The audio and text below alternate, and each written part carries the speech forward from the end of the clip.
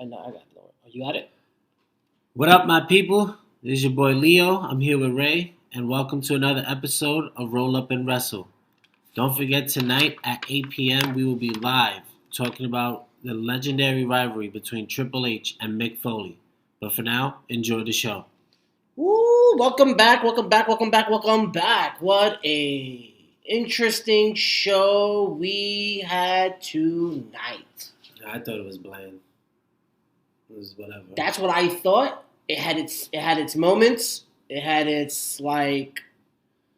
That's the best I can say. It had its moments. It had moments where it was like, oh, this could be interesting, and then went flat. I totally forgot that it was the go-home show for Money in the Bank.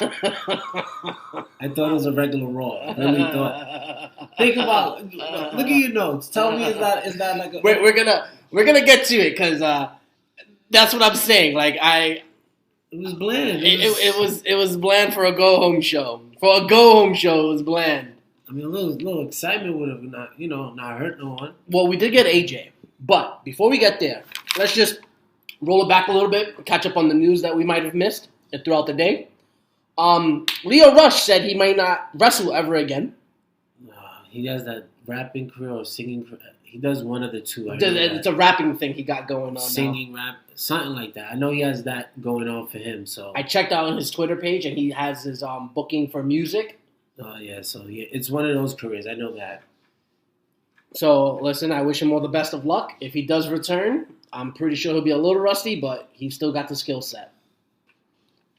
The Revival gave up several trademarks to secure an early release from WWE. The trademarks they gave up was No Flips, Just Fist, #FTRKO, and Say Yeah. The team did have them trademarks, but gave them up as part of their early release, as I just said. They wasn't playing around. They wanted to leave. They wanted to get out. They had enough. They wasn't going to take the joke gimmicks. So now they're on to AEW. Yeah, they were supposed to be released in the late summer, but I think, what was that, Dash? I'm trying to remember who it was. And I think it was Dash who was supposed to be released in the late summer, and then, because I got their new names now stuck in my head. Uh-huh. Oh, Scott Dawson is the... Scott was going to be released early in June, and then Dash was going to be released in late summer because of his injury, so they're going to tack on an extra month into his contract. So the team decided, as a team, we're going to give up the trademarks, you release us both at the same time. And that's how they got that done. So let the revolt begin. Good for them, man. They deserve it. Yes. Also, apparently there's Apollo Crews heel turn coming, according to WrestlingNews.com. After the injury? Mm-hmm. Who's he supposed to attack? No idea. I'm very interested to see how that goes, though. I could see him feuding with Kevin Owens. That'd be nice. That'd be a good one. To start both of them back. Yeah. Because they're both coming off injury. Since Owens he beat Rollins. Rollins is getting the title shot, so Owens is right up there. Mm-hmm. So I could see that. Yep. Not bad. Johnny Gargano calls out Seth Rollins, saying if Rollins feels like there won't be an NXT or Johnny without him, he can come on down whenever he feels like it. No, you don't have time for that. You don't have time for that right now. The Karrion Kross and Scarlett are apparently being called Doomsday on WWE.com. There was a little snippet online that got released that said the Doomsday is coming in Karrion Kross and Scarlett. That should be interesting come Wednesday. I cannot wait for their debut. I cannot wait. This is going to be one of those signings where everyone's going to go, WWE got this one right. They got this one right. I hope. Their debuts have not been spectacular so far at all. Well, it's hard right now with the situation, but you have to picture it with the crowd, like the entrance, how they the production's going to be the production. They're not going to mess up that. So you got to see it with the crowd. You'd be like, okay, this would go over. Like same thing with Matt Hardy and Brody Lee. with their debuts, you know the crowd would have went bananas for the both of them. Especially Brody Lee in his hometown. Yeah. So with Kyrian and Scarlett, that was a given. Like anybody that makes their debut in NXT like that, always usually gets a good pop. Yeah, definitely. And last but not least, Okada's more interested in the tag titles than the double IWGP match. He said he will not be teaming with Will Ospreay, and he will stick to his partner Yoshihashi. I could see them winning it because he's gonna be Okada. That's what he's just gonna show like, hey, I can win the tag titles too. I'm still Okada. I'm still one of the best wrestlers in the world, and it's just proven right here. He's copying the man himself, Kenny, to do tag belts now because Kenny's doing it, having 6-star matches. So now Okada's like, oh, I gotta one up him now. I gotta do this. So that's how I see it. It's it looked like a little friendly competition. Yeah, he said that wrestling Tanahashi and the Golden Aces. Wrestling the Golden Aces, it'll be a different dynamic. He said he wrestled them in singles competition, as we all know, all their great matches, and that wrestling them in a tag team match would be giving him a different dynamic of the two, and he would love to enter that world. And another thing about it too, with Yoshihashi is Shinsuke Nakamura wanted him to become the next leader of Chaos. Yeah. When he left, he wanted because he saw like a little bit of himself in him, but New Japan never saw it, and Okada blew up. So I mean, it didn't, you know. Okada blew up 3 weeks after losing on TNA TV. Just remember. Good old days.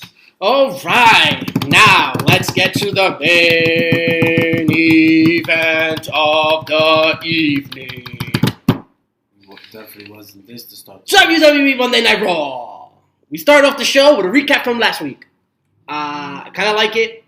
It's not too much, but if they're gonna give the recap in the beginning of the show, I don't need recaps throughout the show. You gotta kill time. That's technically true.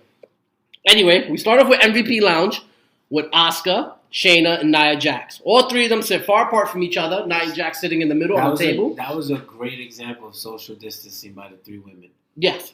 Also showing that they do not like each other neither. And another funny thing, too, was when Nia Jax was coming out, Asuka was singing her song. Oh, yes. Asuka was just sitting there dancing to Shayna Baszler's song she started with. Yeah. And then when Nia Jax came out, she started lip singing her song on the corner of the couch. I'm not like most girls. I thought Asuka was amazing in this segment. Asuka being Asuka, no matter what, she's just amazing.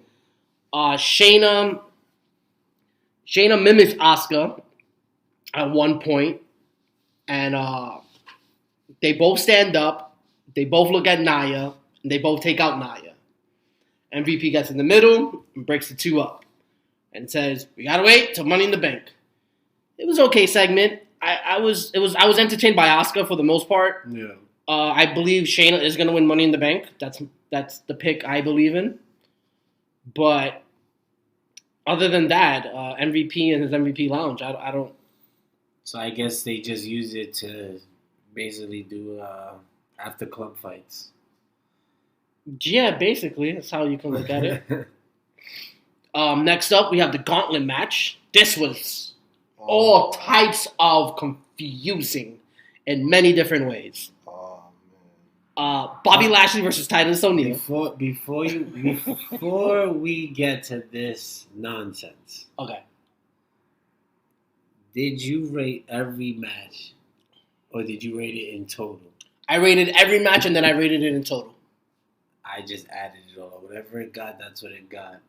Whatever it got. You added all the clouds together? Yes. Okay. I got it down. So this is gonna be when you do yours, I'm gonna say it right back with you. Okay. And I'm gonna add it up while we talk about each match. Okay. So Bobby Lashley versus Titus O'Neil. We should, you know what? For this match, because we know it was nonsense. Okay. For each match, we're gonna say one word to describe it. Okay. And then right after, we give it its rating. All right. What we thought. Okay. And we look at whoever like messed up like you crazy. Okay. All right. You're gonna start out. All right. So Bobby Lashley versus Titus O'Neil was ugly. That's my word. Ugly. Terrible. No stars. No clouds. I gave it a quarter. No clouds. I gave it no clouds. It was bad. No clouds. I was happy. Can't believe you gave it a quarter of a cloud. Happy Titus was on TV. Can't believe you gave it a quarter of a cloud. Titus was on TV. He took the most ugliest spear. It was his birthday not too long ago. Okay, hold on. This is a prime example.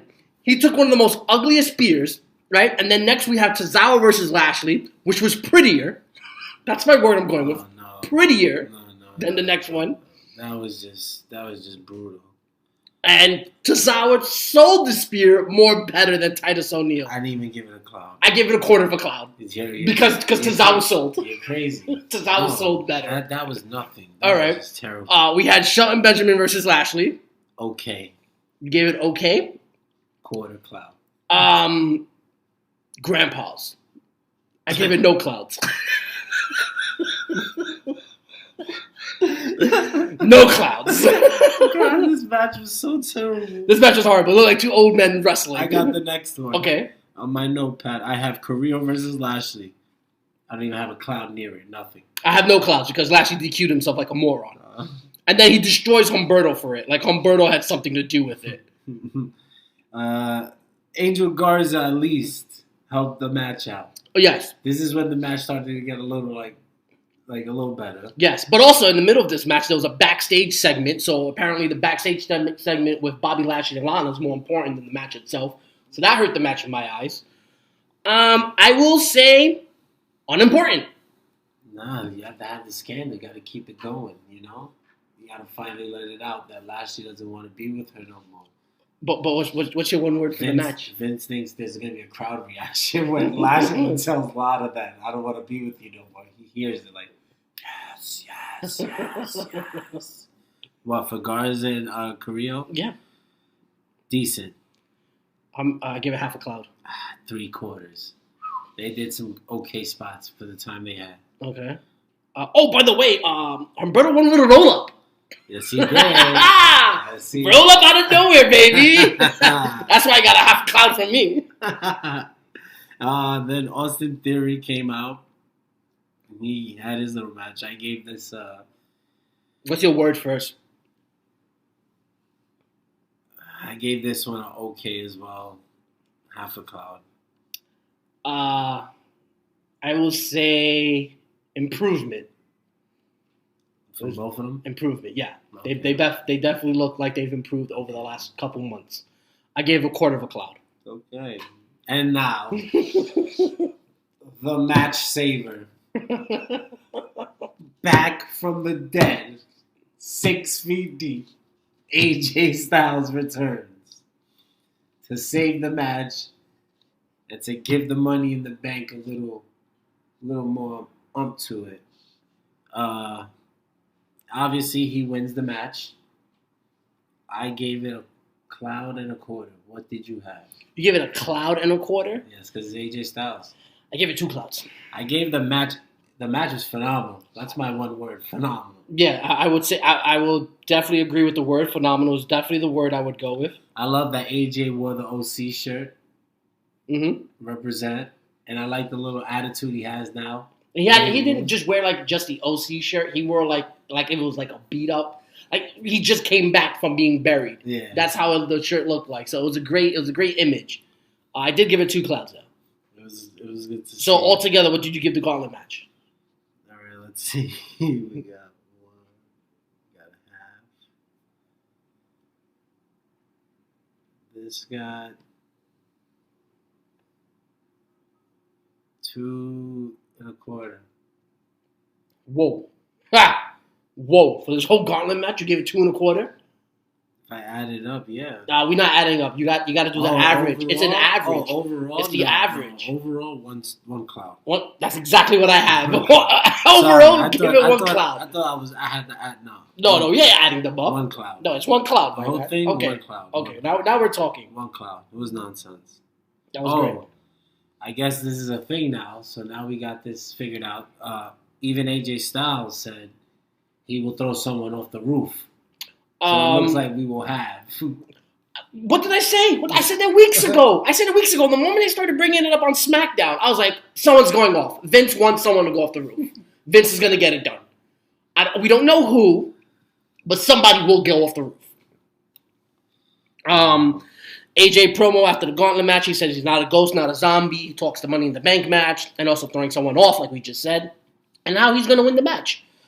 Great promo. I have AJ as a favorite. Everyone, I think, believes AJ is the favorite. And then I believe, not for nothing, WWE is going to swerve us and give us somebody else's champion as Money in the Bank winner. I have Aleister Black. That's what they do. That's a good pick. I like that pick.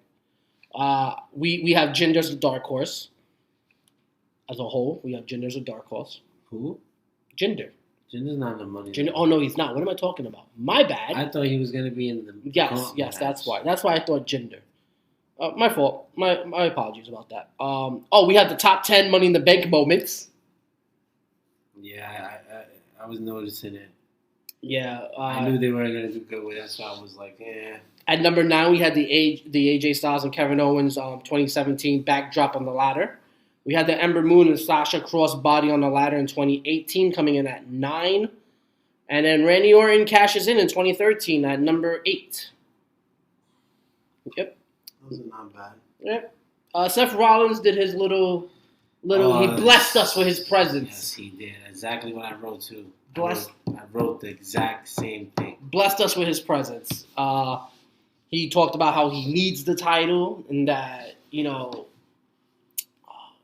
that Drew is just, he doesn't mean to do this to Drew, and he's a great champion, but he just needs this more.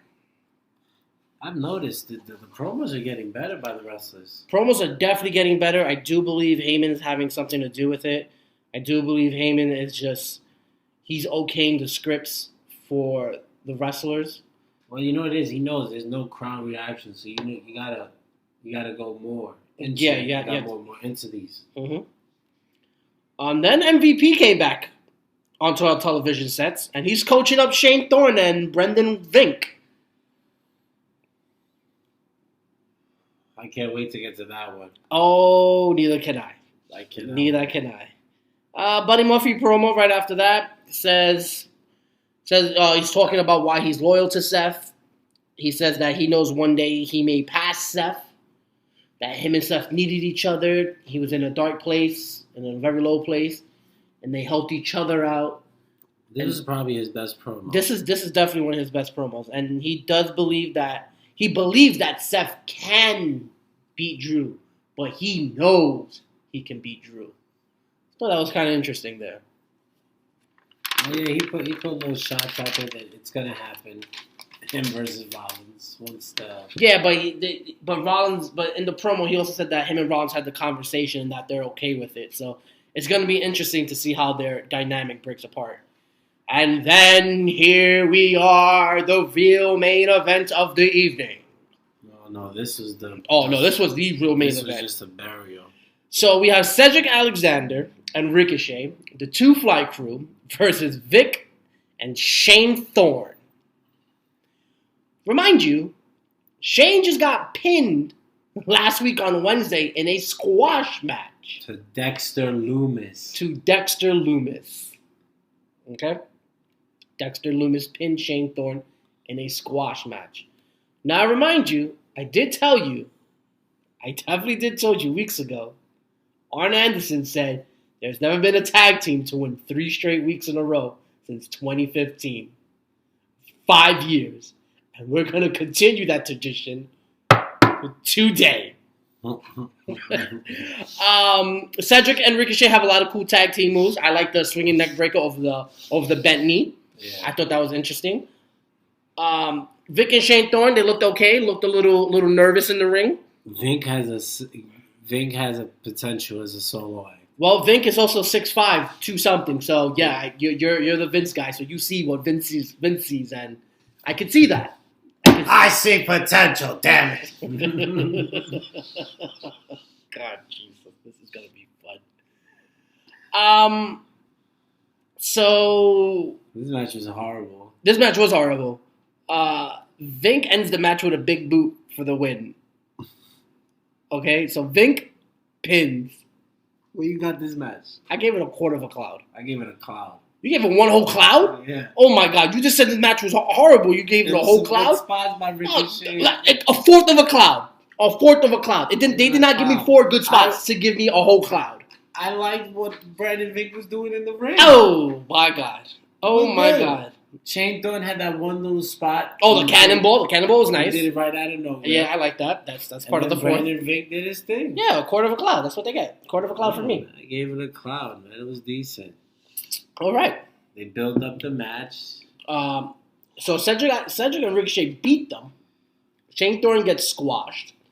Shane Thorne looks good. Well, they're gonna run it back, and hopefully, Two Flight Crew wins this one. Two Flight Crew. Hopefully, hopefully they win. Hopefully, because they have potential to be a good tag team and make them champs. And if you're trying to build Shane Thorne and Brandon Vink, don't have them lose to Dexter Lumis. So we had Cedric and Ricochet win their first tag team match. And they lost to the next match they lose to Viking Raiders. Okay, now that one's more reasonable. Then they beat. Hold on. Then they beat NXT Enhancement Talent. Okay, everybody's doing that. Okay, who did they beat last week?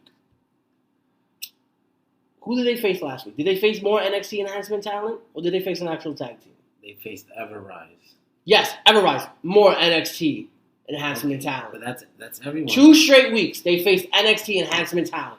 For the 3rd straight week, they faced NXT Enhancement Talent, and they get scolded. They get beat. I'm not going to say they got squashed. They got beat. You tell me they can't win 3 straight matches in a row? Come on now. Come on. This is doing nothing for nobody. You're doing nothing for nobody. Now the 3rd match could be even better. No, this is doing nothing for nobody. Doing nothing for nobody. Doing nothing for nobody. Everyone's getting hurt in this. Everyone's getting hurt in this. Everyone's getting hurt in this. You know who's not getting hurt in this though? Dexter Lumis. Brandon Vink. No, Dexter Lumis. Brandon Vink's got a potential. He took the pinfall last time, I believe. He pinned. Shane Thorne did. Oh my god. Okay. Yeah. So you're right. It's yeah. Vink is definitely the guy who's gonna break out of this. You're absolutely right. Thanks for reminding me. They keep putting them on TV. Why not? Yeah. Money in the Bank. Shoot, I just called ill brain fart. You seen that? You heard that just now, right? I just got stuck. Money in the Bank moment number 7. Lesnar wins. Beast in the Bank. The little Lesnar shuffle. And Heyman playing the air guitar in the corner gets looked at and scolded by Lesnar. At number 6, the 2006 springboard off the ladder to the dive on the outside. That was by, I don't remember who that was by because I forgot to write it in. Great, yay me. So, 2006, go to Money in the Bank match, looking for a springboard off the ladder to the dive to the outside. You guys are Shelton Benjamin, there we go. Now I remember it. Shelton Benjamin runs off the ladder, uses it as a trampoline, dives to the outside. Yeah, WrestleMania. Yeah. That was at WrestleMania? Mm-hmm. All right. And then at number 5 is the Bailey Cash-In. Yeah, I like that one. Moving on to the next tag team match. This was actually good. This was actually fun to watch. This is the match of the night. This definitely was the match of the night. If AJ Styles' match wasn't a solo match. I mean, if it was a solo match. Viking Raiders and Street Profits. I thought it was for the titles. Yes, you did. I kept on telling you it wasn't. I kept on saying that they're going to lose tonight so that the Viking Raiders can get their title match at Money in the Bank so they can lose there. Yeah. I thought it was a great match. Everyone played their part. Montez Ford, amazing talent. Montez Ford is looking more and more like a star every match I think that we watch him in. He just Eric and Ivar might have the best tag team moveset in the world. They definitely do. They definitely do. They. I think just them throwing each other at other people is just fun to watch because they're so big. Like these are big grown men, and they're just easily throwing one another onto other grown men. But they're so much bigger. Like Ivar just doing cartwheels all around. Boom, boom. Like there was a part in the match. Montez Ford goes for a clothesline. He does a cartwheel. As soon as he bounces back, turns around and levels Montez with a clothesline. Just boom. But even Angelo Dawkins surprisingly shocked me. He played his part. He played his part. He has a little strength in him because of his football days. But the tag team chemistry that Eric and Ivar have, it's perfect. I think right now you can consider them the best in the world because I'm using the analogy of you have to make it in other places and not just one company. No, the best tag team in the world is Gallows and Anderson. They have the trophy. You're right. When you have a trophy, it's legitimate proof. They have the best tag team. You are the best tag team in the world. You didn't win in America either, so they can't even I think they should defend the trophy wherever they go, but that's a whole nother stuff. We're not here to talk about that. We're just not here to talk about that. I thought the match should have ended early after Ivar did a splash from the third rope to Montez Ford. No, because you're not thinking time wise. That's like 300 pounds coming off of the top. You gotta build. That's 300 pounds coming off from like 10 feet in the air. And Montez crashing down, crashing down on you. Montez said no. The match ain't going. No. It didn't end like that, but the match did get better as time went on. It was a good match. You have to get Dawkins to get pinned, not Montez. Okay. I gave it a cloud and a half. I gave it 2 clouds. Very nice. Very nice. We have a Drew McIntyre promo, and the promo sounds like he's just going to squash Buddy Murphy. Well, we should just call him Murphy because he's no longer Buddy anymore. So it sounds like he's just going to squash him. Well, yeah, McIntyre just beat 2 behemoths at WrestleMania. He's on a roll, so he sees Murphy as like a what, and then he beat Triple A, so it's like on to the next. He just wants Rollins. Yeah. Then we get Money in the Bank moment number 4, the sunset flip through the ladder with Andrade and Balor. That was a good spot. At number 3, Edge cashes in his Money in the Bank in 06. Ooh, the man. Number 2, and I have this written down word for word. Number 2, 2007, Jeff commits murder and suicide by leg dropping from the top of the ladder to the outside and killing Edge. That was the number 2 moment for Money in the Bank, and that's how I read it word for word. God, you gotta love Jeff. Jeff's. Hear Jeff Hardy, and then you hear ladder. You just go, yeah, this match is going to be the match of the night. Yeah, definitely going to be the match of the night. We come back to a Viking Raider promo. They're talking about how they extinguished the smoke and how they're happy to beat the Street Profits. But yet, they don't say anything about trying to get a tag team title shot. That's what I was just about to say. They got the win, but there was no mention about a tag match for Money in the Bank. No mention at all. No mention about how they deserve a title shot now because they beat the champions. Clean in the middle. No nothing. So I guess we need to give this authority figure a name. We need to give him something. But there's none. There is none. I know there is none. That's why I said we need to give one. We need to call this person. They just put hats. They put names in a hat and they just pick them out and go, okay, you guys are fighting. And if they feel like it look good on TV, they keep it. They go, okay. So Mr. Hat is going to pull out the names of the Viking Raiders for Sunday. Vinny Vin ain't answering my messages in a while. I'm upset right now. Like, this is killing me. Then we have, I think, one of the best promos of the night. Aleister Black talking to AJ. Oh, that was good. Talking directly to AJ. He said, AJ, sounds like you want to be thrown off a building. You talk about throwing me off a building. But the promo was really good. Yeah, he talked about how, he was just buried 6 feet deep of darkness. Yeah. It was, I think he's going to win. It sounds like the next rivalry to me, the way Aleister Black was talking in the promo. But who knows? We could use that. We could use something like that. Mm-hmm. But this whole being thrown off the building idea by people, I'm getting scared, man. Get scared. Someone's gonna die. Who do you think? I don't know. We have AJ. Mm-hmm. AJ's not gonna do it. Aleister's not gonna do it. Rey Mysterio. He may do it. Baron Corbin. Baron may do it. Daniel Bryan. He's not doing it. Otis. Oh my God. Otis is in the Otis. Otis could do the Rikishi thing. Yeah. Or you could throw Ray. No, Otis is going to do the Rikishi thing. Or Ray could do a Hurricane Run and send somebody with him. Oh my God. Oh man.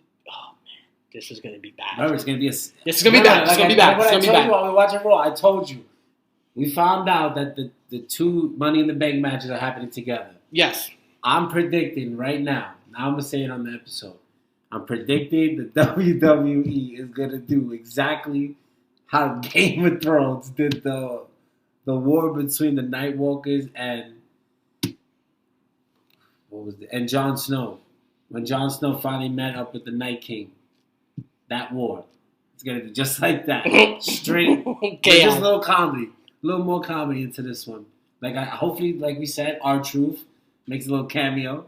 I would like that. But he doesn't have the 24/7 title. He could be looking for the 24/7 title. Yeah. Because they are in Connecticut. They can say the briefcase, and then he can pop out of the elevator and go, hey, I heard my title's right here somewhere. I heard it's hanging around. You seen it? He could be thrown off the building. No. Don't do that to Truth. Don't do that to Truth. Come on. Truth be on the clouds when he does these promos. Truth. If Truth wasn't WWE, he'd be in this podcast doing it with us. I'll tell you.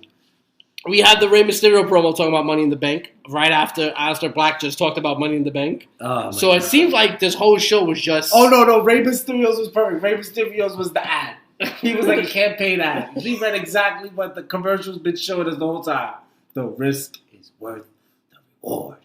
I said, literally from the ad.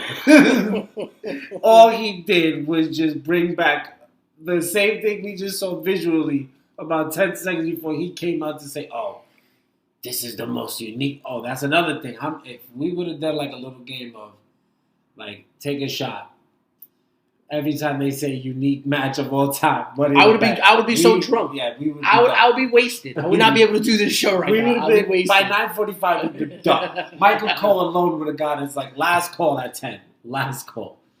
But yeah, Rey Mysterio's promo was basic. It was basic. That's why I was this whole episode was nah.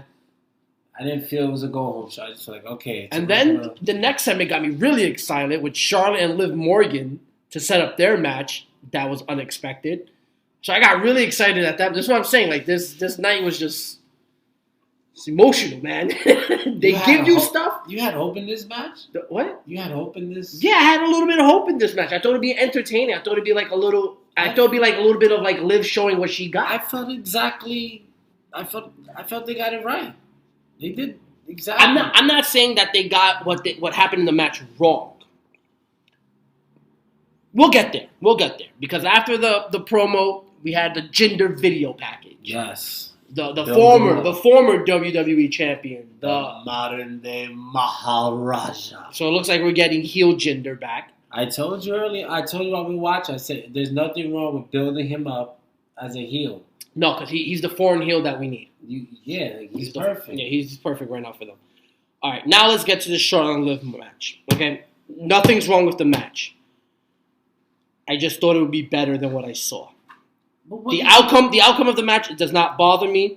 It's the performance in the match that I'm kind of okay, this you can do better than what you gave me right now. I know the both of you can do better. You have to remember, Charlotte is going in Wednesday to fight Io Shirai for the title. If Charlotte wants to be doing double duty and she wants to be pulling off this double duty thing that she said in her promo, then you better give me the double duty Charlotte. I want to see you go to the wall. She's saving it for Wednesday. They needed more Wednesday. They're in a war. That's great. That's nice. A so-called war. That's nice. That's Mondays. They can take the hits. That's nice. You're in a $250 million deal with USA about ratings, and you're not gonna go all out for the ratings. You got to go out for the ratings. You're getting paid hundreds of millions of dollars for every episode. Ray, even if there were fans in the crowd. Some of these pay-per-views, they don't take that serious. If there were fans in the crowd, I don't think Charlotte would have... I do think she would have the title. Yeah, of course. She would have the title. But I don't think her and the Liv Morgan match would have been...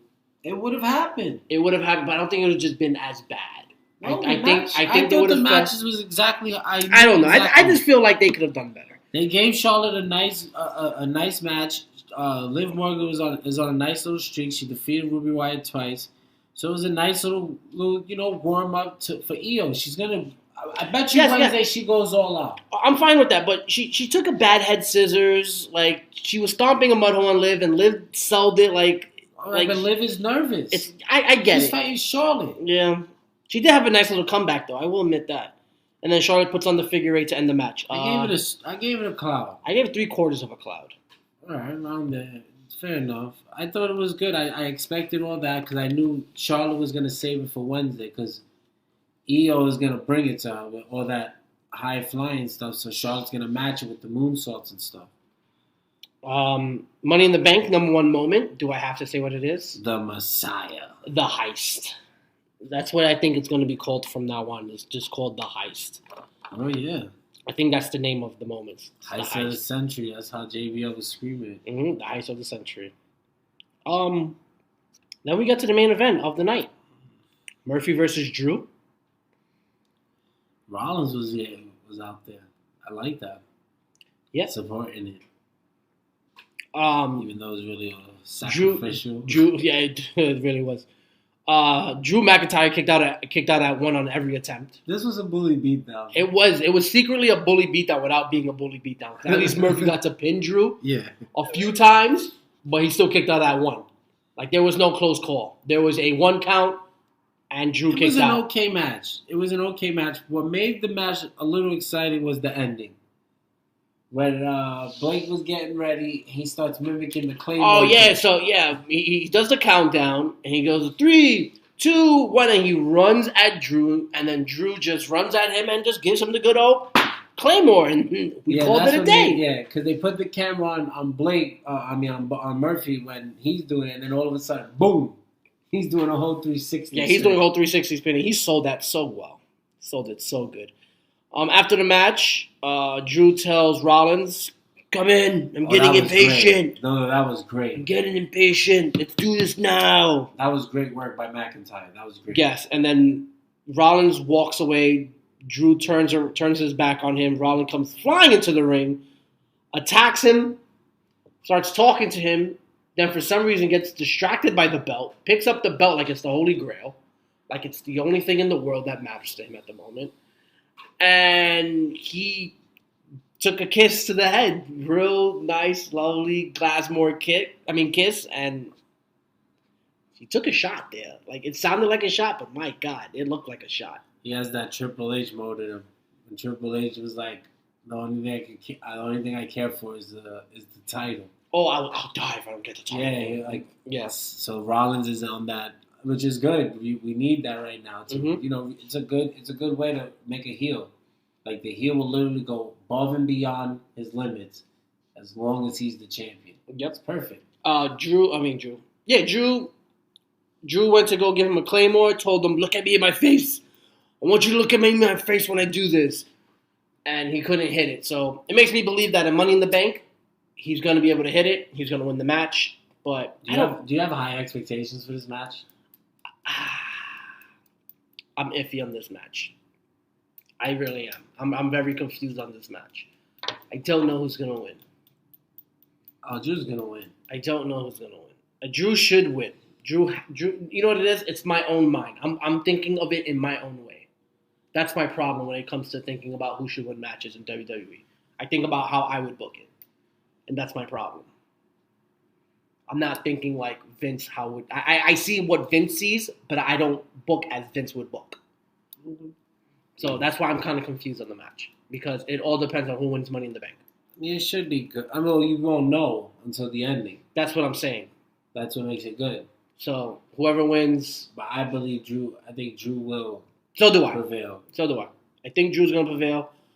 I just want to... I would like to see the Monday Night Messiah with the belt and see what he does with it.